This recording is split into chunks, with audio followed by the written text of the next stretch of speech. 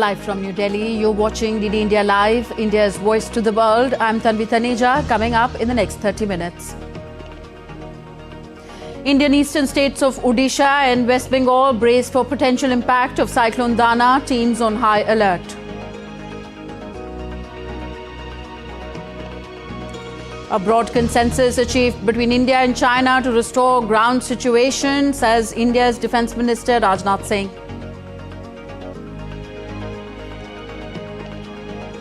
And EU enlargement is a key focus of Poland's presidency of the bloc, says Prime Minister Donald Tusk.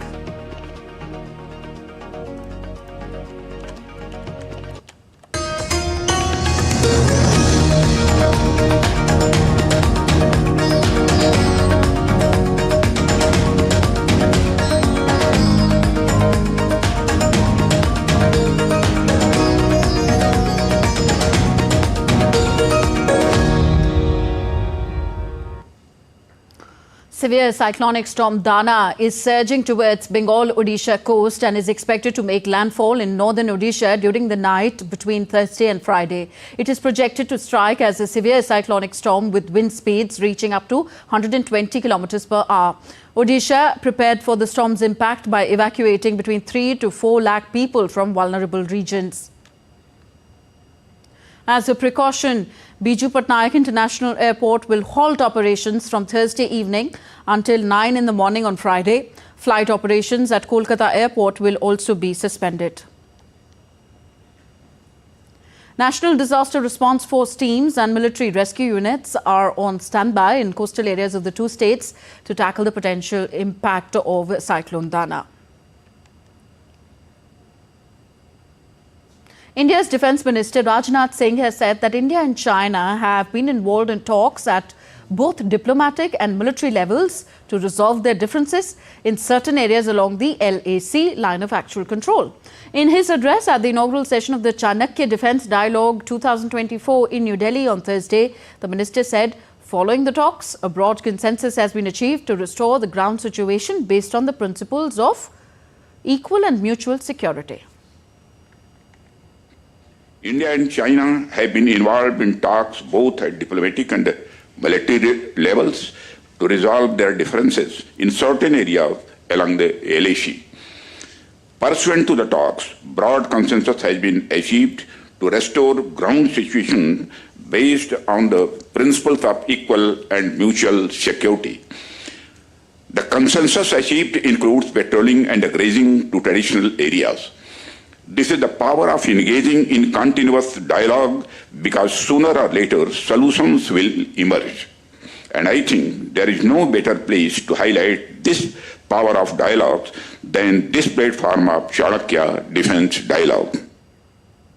India's External Affairs Minister Dr. J Shankar today reiterated Prime Minister Narendra Modi's "not the era of war" remark, saying the agreements between countries must be respected and international law should be adhered to without exception. The situation in the Middle East, West Asia for us, is an understandable concern. There is a widespread anxiety that the conflict would spread further in the region. Maritime trade has also been deeply affected. The human and material consequences of further escalation are truly serious. Any approach has to be fair and durable, leading to a two-state solution.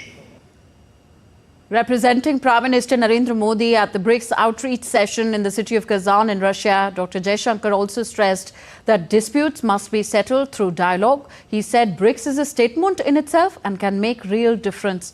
In this context, he highlighted 5 key points: strengthening and expanding platforms of independent nature, to widen choices and avoid being leveraged, reforming established institutions and mechanisms, especially the UN Security Council in both permanent and non-permanent categories, democratizing global economy through creating more production hubs to build resilient and shorter supply chains, correct distortions in global infrastructure to enhance logistics, mitigate risks, and sharing experiences and new initiatives that are of common interest. Earlier, Dr. S. J Shankar interacted with students in Russia's Kazan. He talked about Prime Minister's announcement of opening a new consulate in the city of Kazan. United Nations Secretary General Antonio Gutteres told BRICS leaders, including Russian President Vladimir Putin on Thursday, that the world needed peace in Gaza, Lebanon, Ukraine and Sudan. Later, Russian President Vladimir Putin will meet UN Chief Antonio Gutteres for the first time in over 2 years on Thursday on the final day of the BRICS summit in Kazan. Gutteres, who has repeatedly criticized Moscow's military operation against Ukraine, has been involved in peace efforts between the two sides since the early stages of the conflict. According to Kremlin, the pair is expected to discuss the conflict in Ukraine as well as the escalating crisis in West Asia. The two men last saw each other in the first weeks of the offensive when Gutteres traveled to Moscow during Russia's offensive in South Ukraine's Mariupol. We need peace in Gaza with an immediate ceasefire, the immediate and unconditional release of all hostages, the effective delivery of humanitarian aid without obstacles.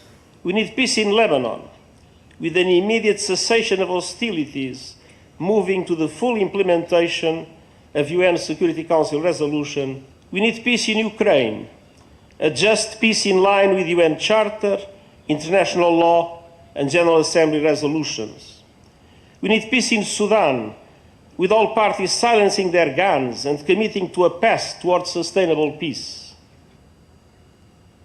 On to West Asia now. Israel struck Beirut's southern suburbs on Wednesday and Hezbollah fired precision-guided missiles at Israeli targets. A video released by Israeli army showed strikes on a Hezbollah command and control compound in southern Lebanon. The strike eliminated dozens of Hezbollah targets. On the other hand, Hezbollah attacked Israel for the first time with dozens of rockets fired on Thursday morning. A barrage of rockets were launched towards northern Israel. The exchange of fire between the regions comes at a time when US Secretary of State Antony Blinken tours the region with the aim to halt the conflict. Meanwhile, US Secretary of State Antony Blinken held a meeting with Qatar's Emir Sheikh Tamim bin Hamad Al Thani in Doha on Thursday. Blinken said after the talks, he anticipates negotiators will get together in the coming days for discussions on a ceasefire deal to end Israel's war in Gaza. Today, we're announcing an additional $135 million in humanitarian assistance, water, sanitation, maternal health for Palestinians in Gaza, in the West Bank, as well as in the region. We had an opportunity today to talk about the way forward on the effort to bring the hostages home and to get a ceasefire. Partly this involves an assessment of exactly where Hamas stands in the wake of the death of Sinwar. We talked about that. We talked about options to capitalize on this moment and next steps to move the process forward. And I anticipate that our negotiators will be getting together in the coming days. Meanwhile, an aid conference for Lebanon opened in Paris on Thursday in the hope of raising hundreds of millions of dollars, with host France also targeting diplomatic progress for the conflict-ravaged country. The conference, hosted by France, was attended by Lebanese Prime Minister Najib Mikati and French President Emmanuel Macron. Reiterating his call for a ceasefire in Lebanon, Macron said that France would provide 100 million euros. Lebanon requires $250 million a month to help millions displaced there. Key players, including US Secretary of State Antony Blinken, did not attend the conference. In the immediate term, massive aid must be provided to the Lebanese population, whether it is for the hundreds of thousands of people displaced by the war or the communities that are hosting them. The United Nations has launched an appeal for 426 million euros. France will provide 100 million euros at this conference. What is needed is simply to shelter families, feed children, care for the wounded, and continue to provide schooling for children. Solutions must be found quickly because we must at all costs prevent the displacement of people from the south, Beirut and other regions of Lebanon, and from creating new divisions among the Lebanese people. Turkey launched fresh airstrikes on Kurdistan Workers' Party or PKK bulletins in Syria and Iraq overnight, hitting 47 targets in response to a gun attack that killed 5 people in Ankara on Wednesday. There has been no claim of responsibility for the attack, during which both militants were killed. Interior Minister said that the male attacker was confirmed to be a PKK member, while the female assailant was not yet identified. Meanwhile, pro-Ankara Syrian fighters launched rockets towards areas in northeastern Syria controlled by the Kurdish-led Syrian Democratic Forces, SDF.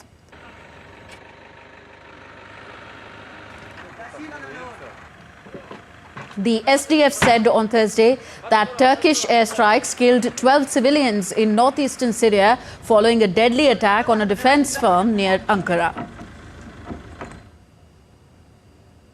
Polish Prime Minister Donald Tusk, who was on a visit to Belgrade while addressing a joint press conference with Serbian President Aleksandar Vučić, announced that European Union's enlargement will be a key focus for Poland during its presidency. He said during the Polish presidency, enlargement, including close cooperation with Serbia, will be at the center of my attention.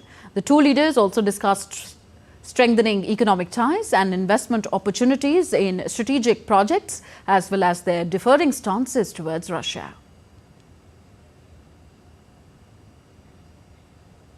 In a moment, we will take over the EU presidency, and during the Polish presidency, enlargement, including close cooperation with Serbia, will be there at the center of my attention.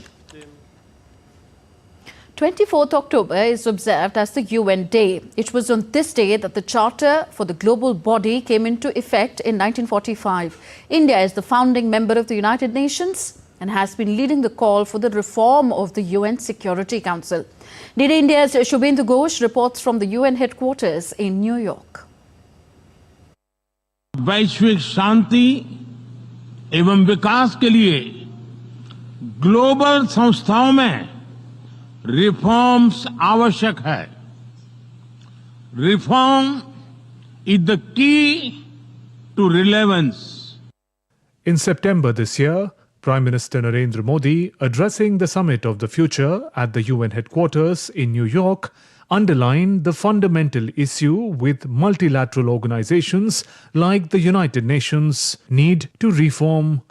The UN is observing its 79th anniversary on 24th October. UN Day marks entry into force in 1945 of the UN Charter, with the ratification of this founding document by the majority of its signatories, including India and the 5 permanent members of the Security Council. United Nations officially came into being on this date. There are currently 193 UN member states.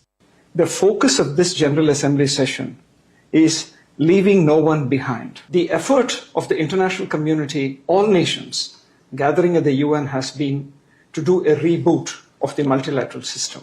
This reboot of the multilateral system is going to impact positively all dimensions of the UN system, and last but not the least, on what we can all do together to combat climate change. For us, it is most important that we harness the UN system and the various frameworks for our own national growth and development.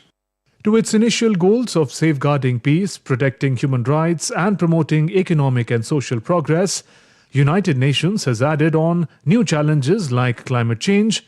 Yet its ability to play a decisive role in tackling global conflicts and challenges has been put into question in recent years.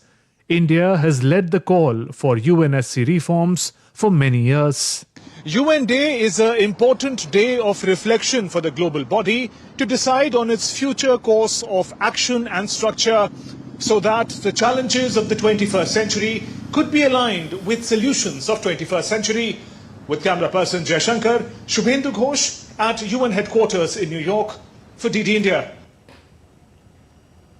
And now we take a look at other stories making news across the world. Tropical storm Trami, known locally as severe tropical storm Christine, has caused at least 26 deaths and displaced over 150,000 people in the Philippines. Making landfall on the northeastern coast, it brought heavy rain that led to widespread flooding and landslides on Luzon. The European Parliament awarded its annual Sakharov Prize for Freedom of Thought to Venezuelan opposition leaders Maria Corina Machado and Edmundo Gonzalez for their efforts to restore freedom and democracy in Venezuela. In July presidential elections, Gonzalez won a resounding victory, but the National Election Board declared incumbent Nicolas Maduro the winner, and Gonzalez, who is wanted by Venezuelan authorities, fled to Spain. Bulgarians are set to vote in their 7th snap election in just 4 years this Sunday, as political parties continue to struggle to form a stable coalition. With polls showing no clear winner and no obvious path for a coalition, voter apathy is on the rise. The turnout is expected to be around 30%, the lowest since the fall of communism there. Still to come on this edition of DD India Live. Things getting difficult for Canada's Justin Trudeau as dissident MPs call for his resignation. Nearly 25 million votes already cast in the US as Harris and Trump hit battleground states.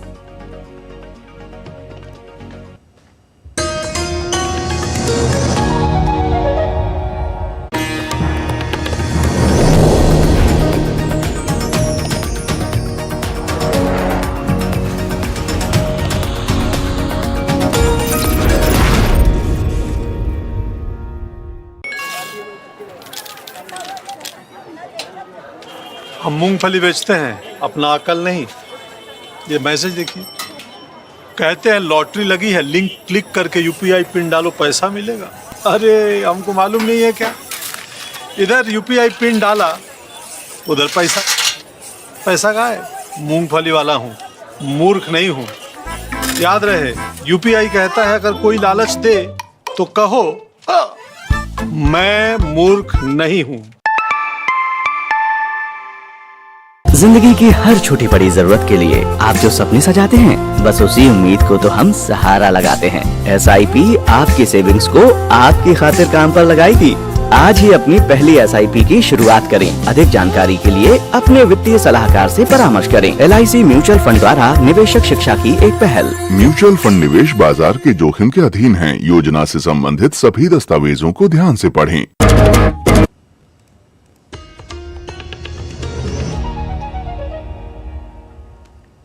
Welcome back. You're watching DD India Live. I'm Tanvi Taneja. The popularity of Canadian Prime Minister Justin Trudeau is fast on the wane. Heightened tensions between India and Canada have only added to his woes. Trudeau's standing within his own party and the Canadian public is low. Many view his approach as reckless and politically motivated, further eroding his support base. A report. It seems like Justin Trudeau is facing significant challenges within his own Liberal Party. Reports indicate that over 20 Liberal MPs have urged him to step down before the next election. Trudeau has been given a deadline of October 28th to decide on his future. The internal dissent highlights growing unease within the party ranks, especially with recent by-election defeats and poor polling numbers. Canada's baseless allegations against India have cost Trudeau, particularly the allegations against the killing of terrorist Hardeep Singh Nijjar, without evidence. The rift widened within his own party, and since then he's bearing the brunt. When we tell them, saying, look, you have people openly threatening leaders of India, diplomats of India, sometimes the threat is not just verbal, it's physical. So their answer is freedom of speech. If you threaten the Indian High Commissioner, he is supposed to accept it as freedom of speech. But if an Indian journalist says the Canadian High Commissioner walked out of South Bloc looking very grumpy, it is apparently foreign interference. People are angry with Justin Trudeau for several reasons. They believe he has shown weakness as a leader. Trudeau's foreign, social and climate policies have faced criticism. Many simply feel tired of Trudeau, seeing him as an entitled figure who has not lived up to expectations. In order to divert attention from China Gate, Trudeau very wisely thought to amplify, to play up India, but to distract attention within his own country on his leadership failures. Several names are being floated as potential successors to Justin Trudeau within the Liberal Party. These include Chrystia Freeland, the Deputy Prime Minister and Finance Minister, Melanie Joly, the Foreign Affairs Minister, Anita Anand, the current Treasury Board President, Frank Baylis, a former Liberal MP who has expressed his interest in running for the leadership, and Christy Clark, a former Premier of British Columbia. They are seen to represent a mix of experience and fresh perspectives that the Liberal Party is looking for going forward. Bureau Report, DD India. On to the US polls, presidential polls now. In the latest poll by Wall Street Journal, former President and Republican candidate Donald Trump leads his Democratic rival Kamala Harris 47% to 45%. The poll surveyed 1,500 registered voters from within a margin of error of plus minus 2.5 percentage points. Another poll by the Financial Times showed Trump ahead of Harris 44% to 43% on the US economy. With only 12 days to the final verdict, in an attempt to sway voters, both candidates took a jibe at one another. Vice President Kamala Harris called him a fascist, while Trump highlighted the issue of border security under the current government.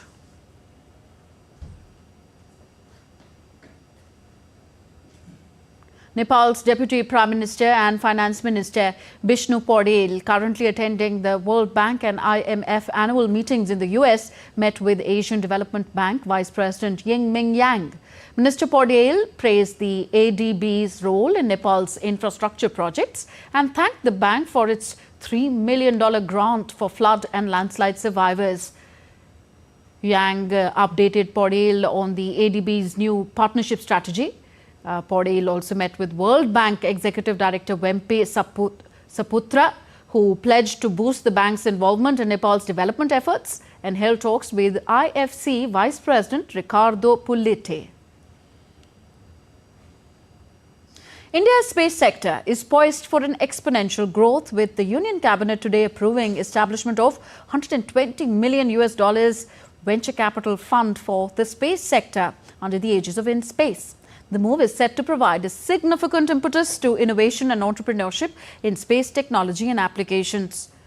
Information and Broadcasting Minister Ashwini Vaishnav highlighted the transformative impact of the decision.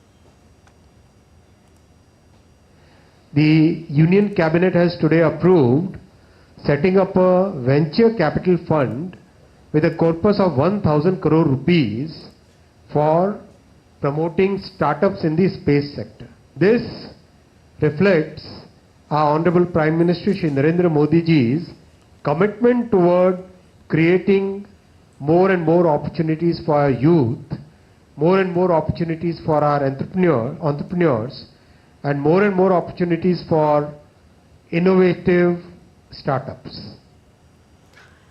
On to sports news now. India's Washington Sundar claimed a career-best 7-wicket haul, and spin partner Ravichandran Ashwin took 3 wickets to dismiss New Zealand for 259 on the opening day of the second test in Pune on Thursday. Washington justified his selection by scathing through New Zealand's middle and lower order to finish with 7 wickets for 59 runs, while Ashwin took 3 wickets for 64 as India dismissed the tourists cheaply. But Devon Conway made 76, while Rachin Ravindra scored 65 before Washington took charge and put India in a strong position.